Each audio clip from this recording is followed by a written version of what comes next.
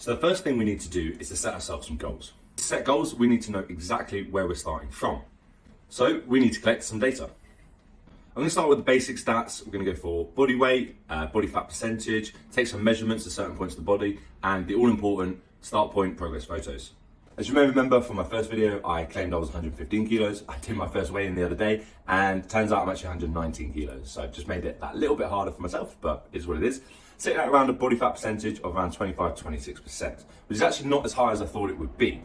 I also went and took some basic body measurements from around the waist, the thighs, the chest, and around the arms and neck, as well as taking some basic photos from the front, the side and rear view. Typically, a lot of people will just go with body weight. The reason I'm taking all these other statistics is simply because your body weight will fluctuate on a day-to-day basis. So it's not always a great indicator of the progress that we're making. Therefore, if I come to a day or a week where my body weight isn't going the right way that I want it to, I'm going to then refer to the measurements, the body fat percentage and progress photos, just to get a better indication of what progress I'm making. So now I want to set a realistic goal over a realistic timeline.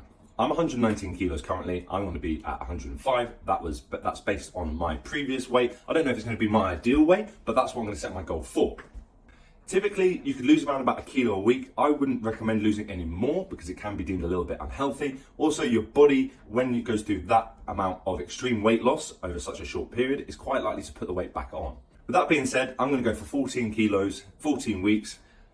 The end of the year is around about 16, 17 weeks away, so it gives me a little bit more wiggle room. So that's what I'm going to get in for, 14 kilos over 16 to 17 weeks. Okay, so what I've done here is quite simply put everything out onto a whiteboard. Quite simply helps me visualize it. I see this every day. It's a great reminder for me as to where I'm trying to go and how I'm trying to do it. So we've got two different sections. We've got first goals and then habits that we're going to try to enforce. Goals, like we just said, we're going to go from 119 to 105. Now what I've added onto the side here is reasons for wanting to do that, because it's so easy to just say, oh, I want to lose 14 kilos. But why? Why do you want to do that? If you don't attach an emotional or reason for achieving that goal, then it's quite hard to justify your actions on a day-to-day basis. Okay, so the first one is body confidence. I think a lot of us could relate to that. Second one is body function. One thing I've really noticed since I've gained a lot of weight is that my body function is nowhere near as efficient or effective as it used to be. I find it harder to walk up steps, running and certain exercises are definitely more difficult. And the third one is just to feel healthier. I think that is quite a simple one that a lot of us want to feel.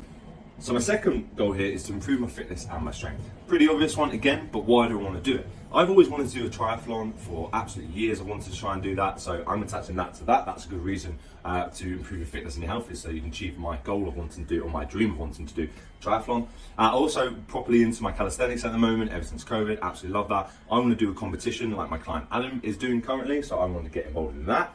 And again, sounds a bit stupid, but it's probably the ultimate reason as to why any of us want to get fit or lose weight, is to feel healthier. The third one is going to improve my flexibility. Now, I'm approaching 30, I know I don't look it, but unfortunately in a few weeks I'm going to be 30 years old, and certainly over the last year or two I've noticed my joints and my muscles feeling that bit tighter, that bit sore after workouts. So flexibility and recovery as well, I will actually change that to flexibility and recovery. It's certainly a really important thing just to reduce the injuries, and to increase our joint health and the longevity of the joint. You hear so often people get to 40s, 50s, and they're having knee replacements, hip replacements. Simply, a lot of the time is because of wear and tear, obviously, but a lot of the time that could have been prolonged by simply looking after their body a little bit better through flexibility and recovery. Okay, so now I'm going to go into the habits. These all relate back into my goals. These are simply things I want to try and do every single day to help contribute that little bit towards what I'm trying to achieve up here. So the first one, nice and easy, I'm going to try and train about 4 times a week. My training previously has been a little bit sporadic, just when I can be bothered or when I have the time to, but now set in stone at least 4 times a week. Second one, going to be a difficult one, abstaining from alcohol. Now, as I mentioned before, the reason I've gained all this weight is because of quite an excessive social life. Abstaining from alcohol is going to be pretty difficult to do. I've got a couple of events coming on, like I said, my birthday as well. We're going to have a beer for that. But for the majority of the time, 99% of the time, I'm going to be abstaining from alcohol. Number 3, stretching every evening. That obviously links back into improving my flexibility. Flexibility every day is quite a tall order, but I have a great little trick where I just do my stretching in front of the telly, a bit of Netflix and stretching. I will be making a video for that, you guys, for that later. And the last one, 15,000 steps a day. Pretty much just there to help get our overall active calories for the day up as high as possible. Okay, and to finish it off, I've actually included my goal date of the 1st of the 1st, 2024. Now what I'm going to do is I'm going to stick this up in a place around the house where I'm going to see it every day. So there's no hiding from the goals and the habits that I'm trying to do every day.